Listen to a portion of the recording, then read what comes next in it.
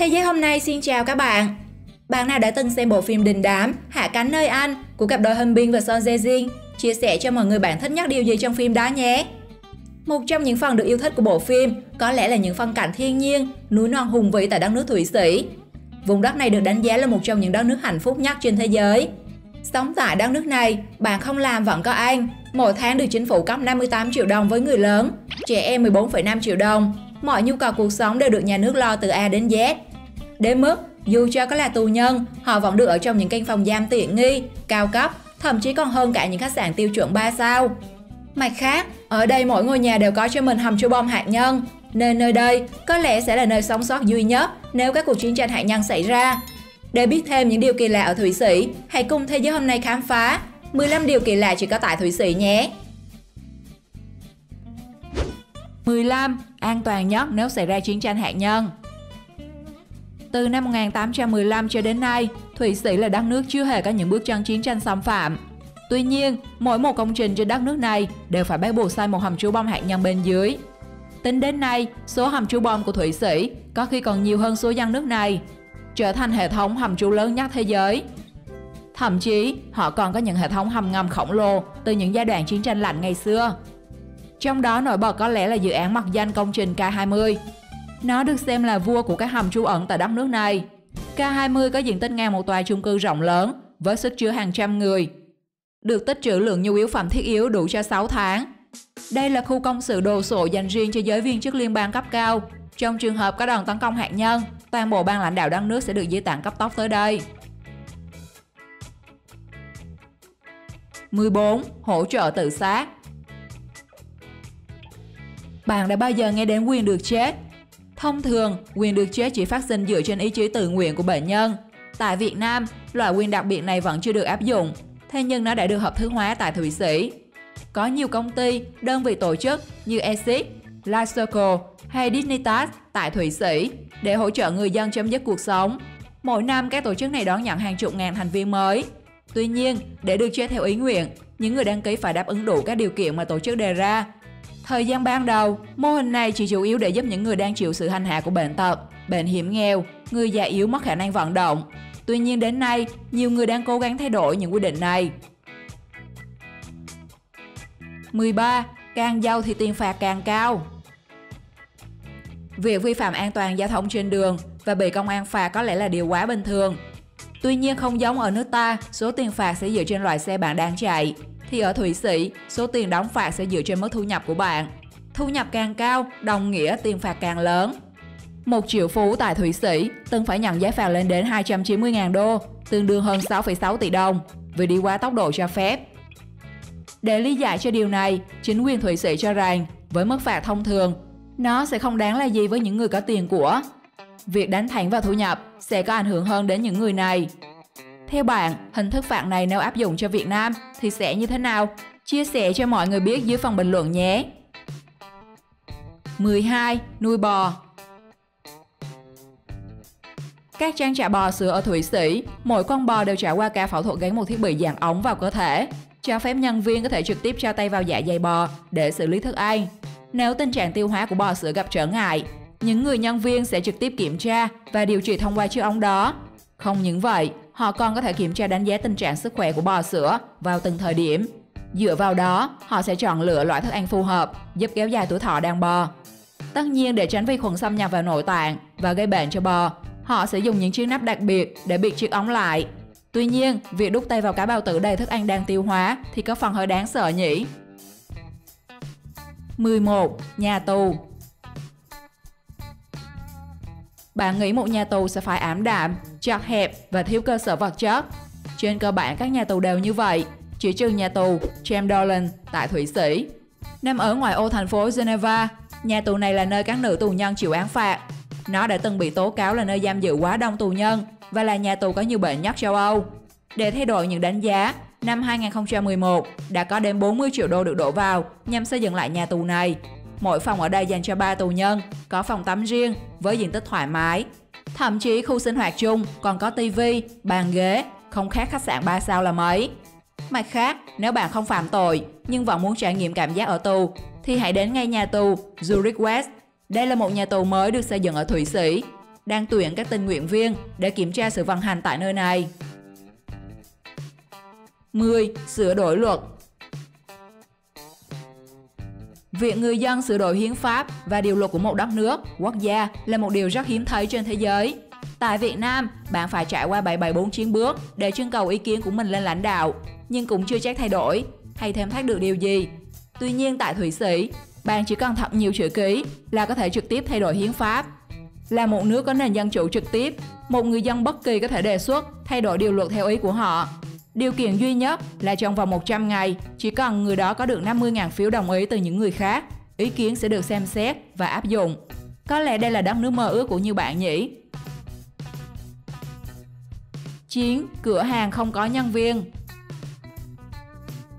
Khi đi du lịch, nếu vào một cửa hàng, nếu thấy không có nhân viên, chắc hẳn bạn sẽ chọn ghé sang nơi khác.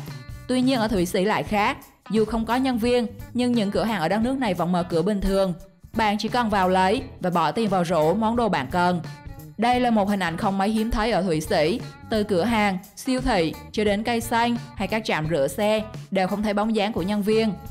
Ngay cả những chuyến xe buýt công cộng cũng vậy. Thay vì túc trực trên xe, các nhân viên kiểm vé chỉ xuất hiện vài lần. Thế nhưng người dân nơi đây chưa bao giờ trốn vé hay mua hàng mà không trả tiền. 8. Trần truồng leo núi. Trong khi leo núi, rất nhiều du khách đã trút bỏ xiêm y, trần như nhộng để thực hiện hành trình. Đây được cho là một trải nghiệm đặc biệt về thiên nhiên, sự tự do và lành mạnh. Không chỉ vậy, rất nhiều bức ảnh bán nude của du khách khi leo núi tại Thụy Sĩ cũng được lan truyền mạnh mẽ trên mạng xã hội. Điều này đã vướng phải nhiều sự phản đối của người dân nơi đây. Đặc biệt, được xem là điều khiếm nhã khi thể hiện trước mặt trẻ em. Do đó mà đất nước này đã có hẳn một điều luật cấm cho những người leo núi. Ai vi phạm sẽ bị bắt giữ và nộp mức phạt khá cao. 7. Quy định kỳ lạ về nuôi thú cưng. Trên thế giới, có khá nhiều quốc gia sở hữu luật bảo vệ quyền động vật. Nhưng có lẽ bạn sẽ chẳng tìm thấy ở đâu quy định chặt chẽ được như ở Thụy Sĩ. Khi quyết định nhận nuôi bất cứ loài nào, bạn phải nuôi cả đôi, vì nước này cho rằng con vật sẽ cô đơn nếu chỉ có một mình. Bạn có thể nuôi một con mèo, nhưng không có quyền nhốt chúng. Phải cho chúng không gian để quan sát những con mèo khác bên ngoài. Theo đó, một con vật sẽ bị xem là nạn nhân bạo hành nếu nó không được thường xuyên tương tác với đồng loại.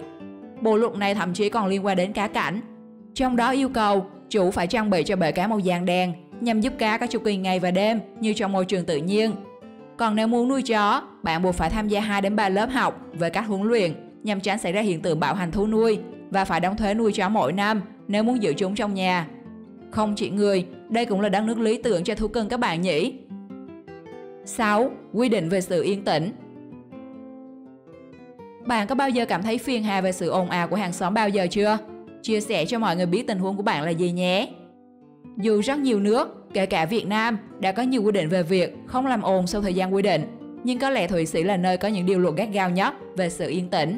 Ngày Chủ nhật được xem là ngày nghỉ của mọi người. Do đó nếu tiếng cắt cỏ của bạn làm ồn đến người khác, thì xác định là sẽ bị mời lên ăn bánh uống trà cùng cảnh sát đấy. Chưa hết, buổi tối người dân còn phải đảm bảo sự yên tĩnh bằng việc hạn chế cười lớn tiếng và ồn ào sau 10 giờ tối. Thậm chí đến việc bạn đi vệ sinh cũng không được gây tiếng ồn.